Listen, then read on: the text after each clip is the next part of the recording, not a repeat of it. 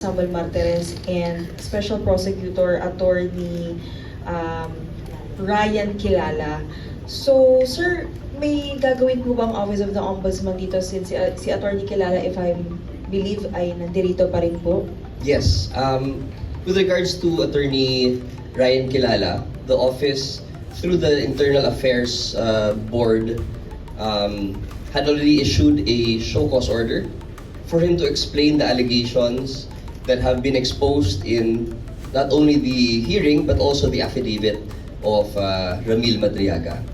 So this is something that we will pursue to make sure that yung integrity ho no ng ating opisina ay nandun pa rin. So we will make sure na yung mga ganyang kwento, we get to the bottom of it, understand kung ano talaga nangyari, and then we will resolve on that basis. So meron po kasi tayong ano dito may proseso tayo, yung Internal Affairs Board that is in charge or is tasked with the responsibility of disciplining the employees and officers of the Office of the Ombudsman. So dun po tayo dadaan.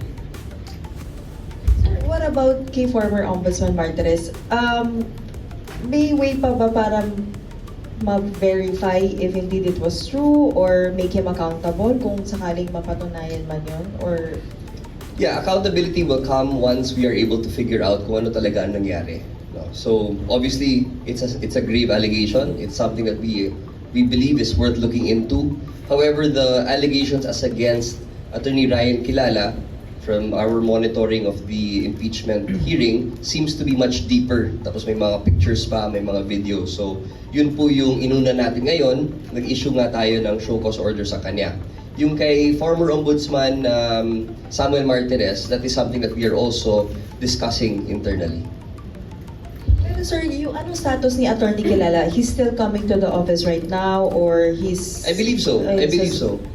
So kahit sir na may show cause order, he can still come to the office? Yeah, yung show cause order po kasi parang ano yan we are asking him to explain kung ano yung side niya or defense niya dun sa mga allegations no na linabas ni Ramil Madriaga. Yes. Good to see you here. Hi, sir. Okay, Maurice Umali po, GMA News.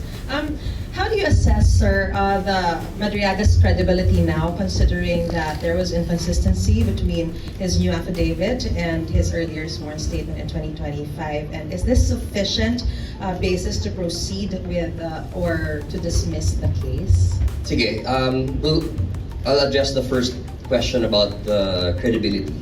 I believe that the Office of the Ombudsman needs to have an opportunity to observe his demeanor when the time comes. No? Right now, he is showing up at the house and we will allow them to do their own questioning there first before we come in. Pero I believe the credibility will be seen more so when we are able to have a face-to-face with him. As to your second... With regards to the sufficient basis Yeah. for you to proceed with or to dismiss the case? Well, obviously, the hearing is ongoing.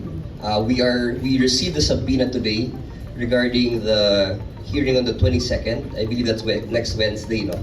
And we will be there to offer whatever information that we have to the House Committee. And siguro we'll go from there. So you mentioned that you will judge it based on your face-to-face meeting with him. Yung credibility. Yung credibility niya. When do you plan to meet with him, if ever there is such plan? Perhaps after the hearings are conducted. Mm-hmm. We will allow them first to discuss and to talk to Ramil Madriaga, after which, kasi ayaw din namin magulo, no? Na nandyan na nga siya, nagte-testify ho siya sa house, tapos kami din.